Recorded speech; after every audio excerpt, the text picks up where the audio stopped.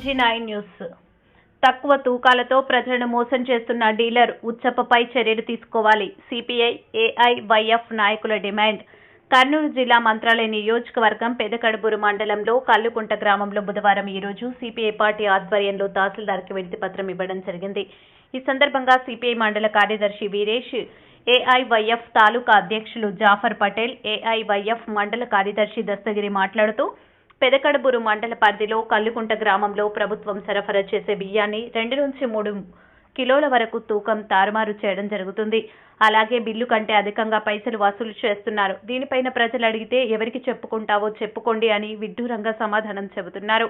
ఈ విషయంపై మండల ఆర్ఐ మహేష్ కు ఎన్నోసార్లు విన్నవించినా ఇంతవరకు ఆయనపైన చర్యలు తీసుకోలేకపోవడం చాలా సిగ్గుచేటని, రిపోర్టర్ ఈ విషయంపై రాసినందుకు ఆయనను బెదిరింపులకు గురి చేసినటువంటి డీలర్ ఉచ్చప్పపై శాఖపరమైన చర్యలు తీసుకోవాలని, నిజం నిర్భయంగా రాసే విలేకరులపై దాడులకు పాల్పడితే సిపిఐ పార్టీగా తగిన గుణపాఠం చెబుతామని అన్నారు.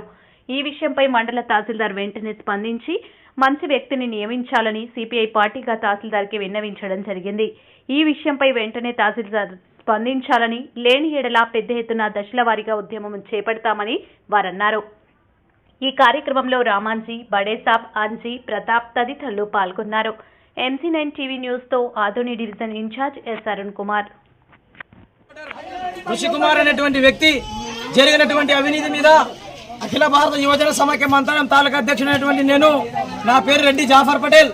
నేను అవినీతిని గుర్తించి రిపోర్టర్ దృష్టికి తీసుకువెళ్ళినప్పుడు, ఆ రిపోర్టర్ ఒక పేపర్కు స్టేట్మెంట్ ఇచ్చినప్పుడు అవినీతి చేసినటువంటి డీలర్ ఆయన పేరు ఉచ్చప్ప, ఆయన వచ్చి ప్రోటోకాల్లో ఏమంటేది మాట్లాడి ఆ యొక్క ప్రెస్ అయినటువంటి ఋషి కుమార్ అనేటువంటి వ్యక్తిని బెదిరింపు కాల్ చేసి బెదిరించి ఈరోజు నా మీద పేపర్ స్టేట్మెంట్ ఎలా ఇస్తావు, నేను అవినీతి చేయలేదని చెప్పి ఆ యొక్క రిపోర్టర్కి భయపడిస్తా ఉన్నాడు. అంటే రిపోర్ట్ ఇచ్చినటువంటి వ్యక్తికి సమాధానం అడిగితే నిర్భయంగా కల్లుకుంట గ్రామ బస్టాండ్ ముందు బహిరంగ చర్చ వేస్తే వితిన్ సెకండ్స్ లో ఆధారాలతో మేము అక్కడికి వచ్చి మీకు సమాధానం ఇస్తామని చెప్పి కూడా ఈ సభాముఖంగా మళ్ళా కౌంటర్ ఇస్తా ఉన్నాం, సవాల్ విసురుతా ఉన్నాం. స్వీకరించే దమ్ము మీ దగ్గర ఉంటే కల్లుకుంట బస్టాండ్ లో బహిరంగ చర్చ ఏర్పాటు చేయండి, నిమిషాలలో హాజరై మీకు సమాధానం చెప్తాం. అంతేగాని ప్రెస్లకు భయపడము, ప్రజలకు భయభ్రాంతులకు గురి చేయడము, మీకు ఏది తోస్తే అది చేసే కనుక మీ యొక్క ఉన్నది కూడా ఊడిపోయే దిశగా మేము ముందడుగు వేసి మా యొక్క డిమాండ్స్ నెరవేర్చే దిశగా రెవెన్యూ అధికారుల దృష్టి తీసుకుపోయి మీ యొక్క ఏవైతే ఉందో అరాచకాలను అణగదొక్కుతాం. మా యొక్క ఔన్నత్యాన్ని సమాజానికి చాటి చెప్పి ప్రజలను చైతన్యవంతం చేసి మీరు చేస్తా ఉన్నటువంటి అవినీతిని గుర్తించి మీ యొక్క ఈ యొక్క అధికారికంగా ఈ యొక్క జగన్మోహన్ రెడ్డి ప్రభుత్వానికి, ముఖ్యంగా జగన్మోహన్ రెడ్డి ప్రభుత్వానికి, సిగ్గు మాలిన ప్రభుత్వానికి, ప్రజలను దోచుకునే ప్రభుత్వానికి, ప్రజలను నిలదీసే ప్రభుత్వానికి సమాధి కడతామని కూడా అఖిల భారత యువజన సమాఖ్యగా మీకు సవాల్ విసురుతా ఉన్నాం. దమ్ము ధైర్యం ఉంటే 2 రోజులు సమయం ఇస్తా ఉన్నాం, బహిరంగ చర్చ వేయండి.